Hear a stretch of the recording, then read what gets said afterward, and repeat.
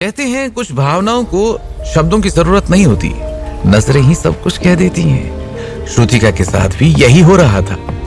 जैसे ही नील आध्यात्मिक जाति के लोगों के साथ जाने के लिए आगे बढ़ा, उसके भीतर दबा हुआ भावनाओं का सैलाब टूट पड़ा। वो एक लाल सी छाया बनकर पल भर में नील के सामने आ खड़ी हुई। वहीं अपनी बेटी को अचानक आगे बढ़ते देख पवन सम्राट के चेहरे का रंग बदल गया। वो दैवीय साम्राज्य के सम्राट थे। वो इस लोक के शीर्ष व्यक्तियों में गिने जाते थे, लेकिन ब्रह्मांड मंडल के 7 विशेषज्ञों के सामने उनकी हैसियत कुछ भी नहीं थी। इससे भी ज्यादा डरावनी बात यह थी कि ये लोग शुरू से ही सनकी और अनिश्चित व्यवहार कर रहे थे। पवन सम्राट को डर था कि श्रुतिका की ये हरकत उन्हें भड़का सकती है। वो उसे रोकना चाहते थे, लेकिन तब तक देर हो चुकी थी। किसी तीर की तरह श्रुतिका नील की ओर निकल चुकी थी। पवन सम्राट अपनी बेटी को अच्छी तरह से जानते थे। उन्हें पहले से आभास था कि श्रुतिका नील के प्रति विशेष भाव रखती है, लेकिन वो हमेशा संयमित और शांत रही थी। आज पहली बार नील को जाते देख वो खुद पर काबू नहीं रख पाई थी। श्रुतिका नील के सामने आकर रुक गई। फिर उसने अपनी खूबसूरत आंखों से नील को देखा। इस समय उसके चेहरे पर कोई मुस्कान नहीं थी, लेकिन उसका भाव बहुत गंभीर था। कुछ क्षण बाद उसने होंठ काटते हुए धीमे स्वर में पूछा, क्या तुम सच में वापस आओगे? उस नजर में डर भी था और उम्मीद भी। राजकुमारी श्रुतिका के हाव भाव देखकर नील हल्के से मुस्कुराया और गंभीरता से सिर हिलाते हुए बोला, बेशक मैं वापस आऊंगा। ऐसा लग रहा था कि श्रुतिका कुछ कहना चाहती थी, लेकिन यह सिर्फ आवेग का क्षण था। इसलिए अब जब उसे एहसास हुआ कि हर कोई उसे ही देख रहा है, तो वो अचानक शर्म से लाल हो गई। ये झिझक सिर्फ कुछ देर के लिए ही रही। एक युवा लड़की के लिए कुछ चीजें वाकई मुश्किल होती हैं। अगले ही क्षण उसने गले से एक हार निकाला और आगे बढ़कर उसे नील के गले में डाल दिया। हालांकि ये हार बहुत ज्यादा महंगा तो नहीं था, लेकिन ये उसके लिए एक प्यार की निशानी की तरह था।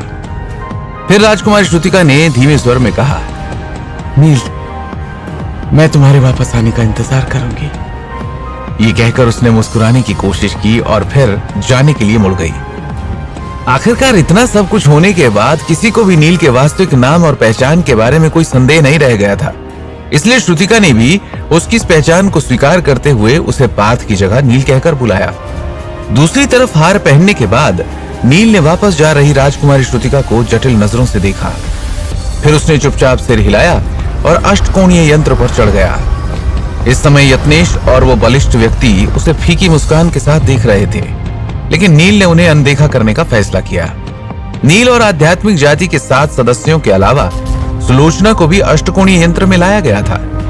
इसके बाद अष्टकोणीय यंत्र धीरे धीरे घूमने लगा और उन सभी को उस आयामी छेद के अंदर ले गया। अगले ही क्षण वो यंत्र सभी योद्धाओं के सामने से ओझल हो गया। वहीं कलश द्वारा आयामी दरार को सहारा देने वाला कवच हटते ही वो दरार भी ठीक होने लगी। दैवीय साम्राज्यों के योद्धाओं की नजर में आध्यात्मिक जाति के योद्धा किसी बुरे सपने की तरह थे।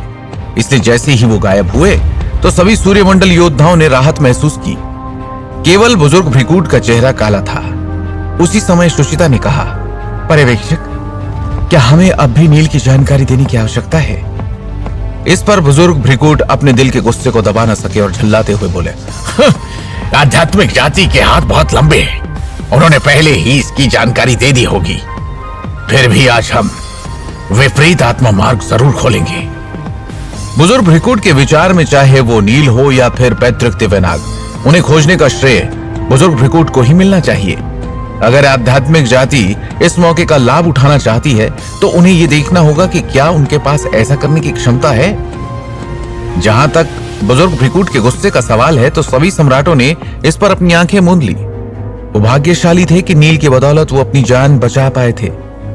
खैर, कुछ देर में बाकी चीजों को निपटाने के बाद उन लोगों ने भी श्वेत सागर को छोड़ दिया। रक्त बलिदान की शक्ति धीरे धीरे ठीक होने लगी थी, इसलिए उसके पूरी तरह से ठीक होने से पहले उन्हें यह स्थान छोड़ना पड़ा। दूसरी तरफ अंधेरे में अष्टकोणीय यंत्र तेजी से घूम रहा था। आयामी दरार में कोई रोशनी नहीं थी और किसी भी चीज का अस्तित्व नहीं था। इसलिए नील द्वारा दिशा बताए जाने के बाद पद्मेश ने अष्टकोणीय यंत्र को नियंत्रित किया और उसकी गति और भी तेज हो गई। इस बार अराजक महासागर से गुजरने और आयाम के दूसरी तरफ से चलने के बाद उन्हें अराजक समुद्री तूफान से बिल्कुल भी खतरा नहीं हुआ। इससे पहले नील और आरव ने आयाम के दूसरी तरफ मुकाबला किया था, लेकिन बहुत ही कम समय के लिए। लेकिन इस बार वो लोग लंबी दूरी तय करने वाले थे। पहले तो नील इस यात्रा को लेकर थोड़ा उत्सुक था, लेकिन चारों ओर का वातावरण एकदम काला था, मानो कुछ भी मौजूद न हो। इसलिए नील ने अपनी नजर हटा ली और अष्टकोणीय यंत्र पर बैठ गया। किंतु कुछ देर सोचने के बाद उसने उत्सुकता से पूछा, क्या आयाम की दूसरी तरफ कुछ भी नहीं है? इस समय आध्यात्मिक जाति के 7 योद्धा भी अष्टकोणीय यंत्र पर पद्मासन की मुद्रा में बैठे थे। जब यत्नेश ने नील का सवाल सुना तो उसने व्यंग्यात्मक लहजे में कहा, क्या बकवास है, यहां कुछ क्यों होगा? यह सुनकर नील ने अपनी आंखें घुमा ली। इन लोगों में वैद्यनाथ और पद्मिनी को छोड़कर बाकी लोगों के साथ घुलना मिलना आसान नहीं था। वो लोग या तो बहुत घमंडी थे या फिर इस व्यक्ति की तरह बहुत अप्रिय शब्द बोलते थे। इसलिए नील ने कुछ और नहीं कहा। फिर उसने अपनी आंखें बंद कर ली और ध्यान करने लगा। लेकिन उसी समय नील को अचानक एक उदासीन और ठंडी आभा अपनी ओर आती हुई महसूस हुई। उसी क्षण आध्यात्मिक जाति की योद्धाओं ने भी अपनी आंखें खोल ली। विशेष रूप से वैद्यनाथ अचानक खड़ा हो गया और उसने अपनी बाहें सिकोड़ ली। ऐसा लग रहा था कि सिर्फ नील ही नहीं था जिसने वो आभा महसूस की थी, बल्कि हर कोई उसे महसूस कर रहा था। तभी पद्मिनी ने अपनी बाहें सिकोड़ते हुए पूछा, वो क्या है? ये सुनकर वैद्यनाथ ने आह भरते हुए कहा, दुर्भाग्य से ऐसा लगता है कि हमने एक छाया जीव का ध्यान आकर्षित कर लिया है।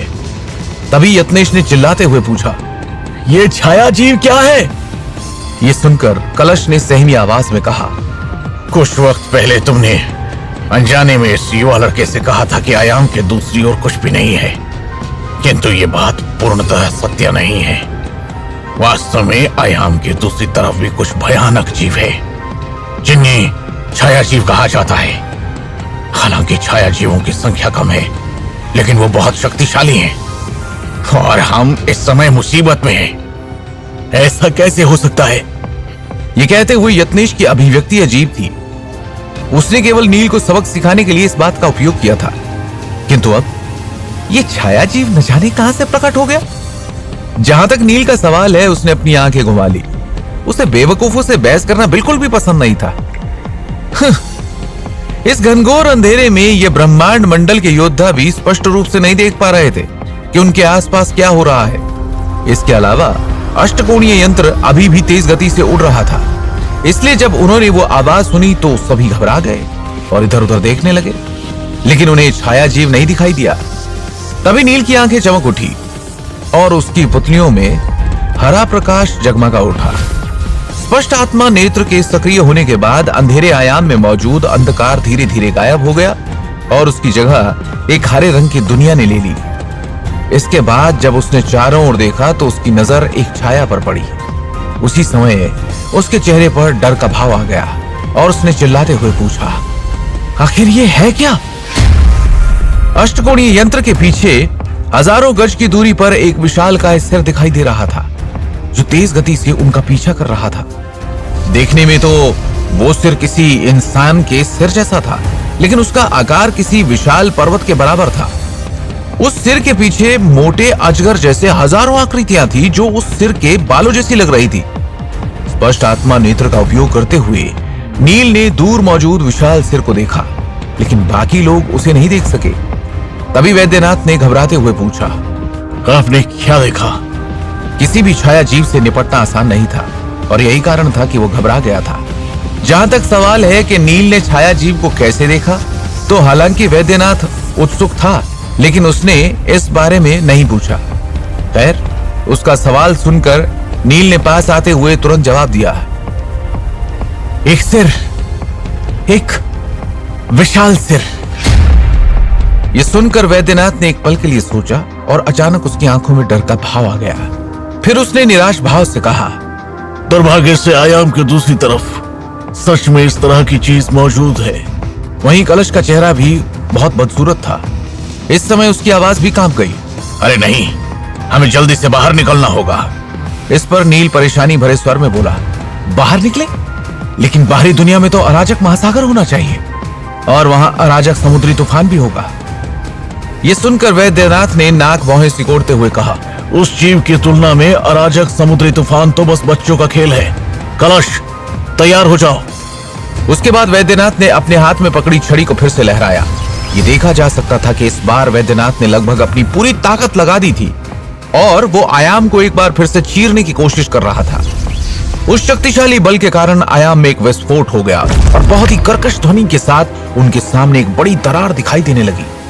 तभी कलश ने जोर से अपने हाथों को आपस में मिलाया और फिर अलग कर दिया, जिसके तुरंत बाद एक कवच ने आयामी दरार को बड़ा करना शुरू कर दिया। किंतु उस समय उनका पीछा कर रही छाया और भी करीब आती जा रही थी। भले ही वो लोग नील की तरह स्पष्ट आत्मा नेत्र का उपयोग ना भी करें, फिर भी वो अपनी आंखों से एक विशाल छाया देख सकते थे।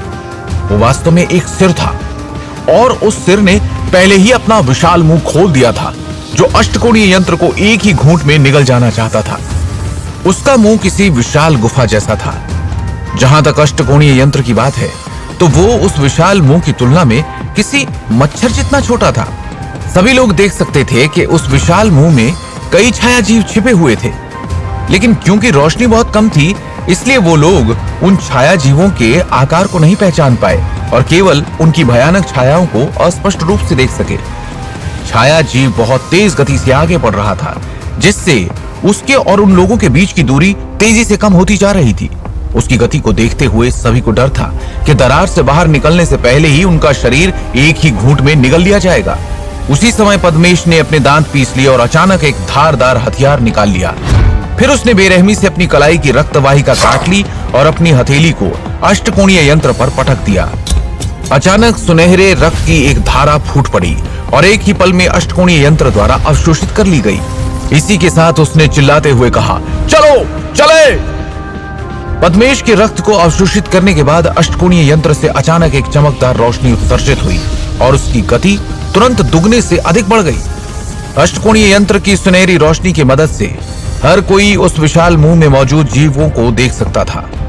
उन्हें देखने के बाद नील, पद्मिनी और बाकी लोगों ने गहरी सांस ली।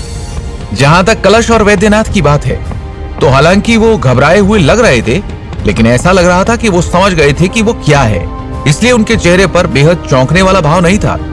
गति बढ़ने के बाद अष्टकोणीय यंत्र एक ही पल में आयामी दरार में प्रवेश कर गया, लेकिन तभी छाया जीव ने एक ठंडी और जानलेवा आभा उत्सर्जित की और उस आभा ने अष्टकोणीय यंत्र को ढक लिया। उस भयानक आभा से हर कोई कांपने से खुद को नहीं रोक सका।